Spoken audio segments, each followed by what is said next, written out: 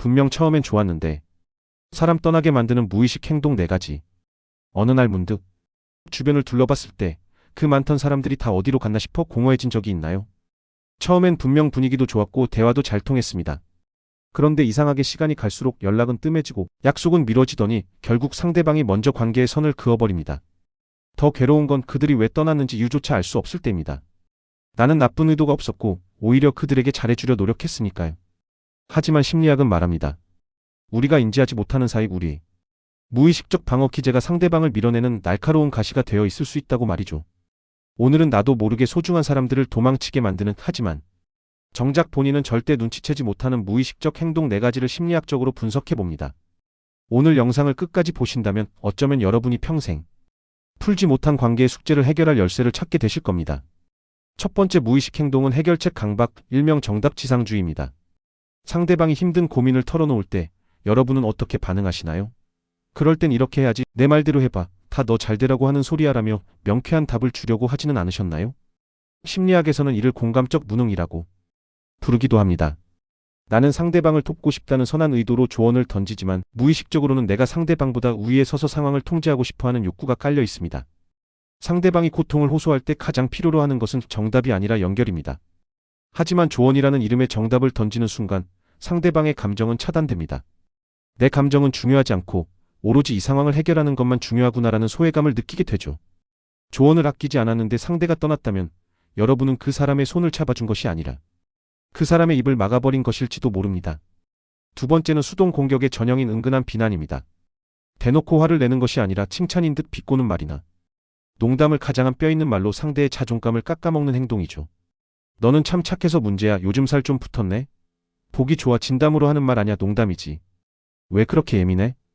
이런 말들이 위험한 이유는 말하는 본인은 이것을 친근함의 표현이라고 무의식적으로 합리화하기 때문입니다. 하지만 심리학적으로 이는 자신의 열등감이나 불만을 건강하게 표현하지 못할 때 나타나는 투사의 일종입니다. 상대방은 당신과 있을 때 묘하게 기분이 나쁘고 자존감이 낮아지는 경험을 반복하게 됩니다. 명확한 싸움의 명분은 없지만 당신이라는 존재 자체가 피곤하고 불편해지는 것이죠. 물이 한 방울씩 바위를 뚫듯 농담을 가장한 가시들은 결국 관계라는 단단한 성벽을 무너뜨리고 맙니다. 상대방이 너랑 있으면 기빨려라는 말을 한 적이 있다면 여러분의 대화 습관을 냉정하게 점검해 봐야 합니다.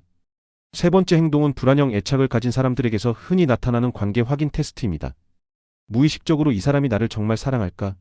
라는 의구심을 품고 이를 증명하기 위해 상대를 한계까지 몰아붙이는 행동이죠. 갑자기 연락을 끊고 상대가 먼저 연락하는지 지켜보거나 일부러 화날 만한 행동을 해서 상대의 인내심을 시험합니다. 나를 정말 아낀다면 이 정도는 참아줘야지라는 논리입니다.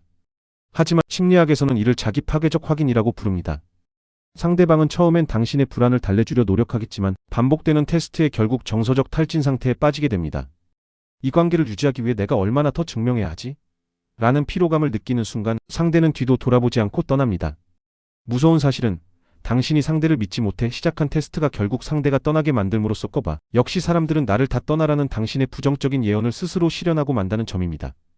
마지막 4번째는 상대를 정서적 하수구로 취급하는 행동입니다. 자신의 불행, 스트레스, 짜증을 여과 없이 상대방에게 쏟아붓는 것이죠. 나니까 너한테 이런 말하는 거야. 우린 친하니까 이해해주겠지라는 말로 상대의 심리적 경계를 무너뜨립니다. 하지만 관계는 에너지가 양방향으로 흐를 때 유지됩니다. 당신의 부정적인 에너지를 받아내기만 해야 하는 상대방은 마치 진공청소기에 감정을 빨려 들어가는 듯한 고갈을 느낍니다. 심리학자 머레이 보웨는 이를 감정적 융합이라고 했습니다. 타인과 나를 분리하지 못하고 내 감정을 타인이 책임져 주길 바라는 유아적인 상태죠. 성숙한 성인은 자신의 감정을 스스로 소화할 줄 압니다. 만약 당신이 만날 때마다 자기 힘든 이야기만 늘어놓는다면 상대방은 당신을 친구가 아닌 해결해야 할 짐으로 느끼게 될 것입니다. 그렇다면 우리는 어떻게 이 비극적인 무의식의 굴레에서 벗어날 수 있을까요? 해답은 메타인지, 즉 자신의 행동을 객관적으로 관찰하는 힘에 있습니다. 내가 지금 하려는 조언이 정말 상대를 위한 것인지 아니면 내 유능함을 뽐내기 위한 것인지 스스로 물어야 합니다. 내가 던진 농담에 상대의 표정이 굳었다면 예민하게 왜 그래? 라고 방어하기보다 내가 선을 넘었구나라고 인정할 수 있는 용기가 필요합니다. 사람은 완벽해서 곁에 머무는 것이 아니라 함께 있을 때 내가 존중받고 있다는 느낌이 들 때 머뭅니다.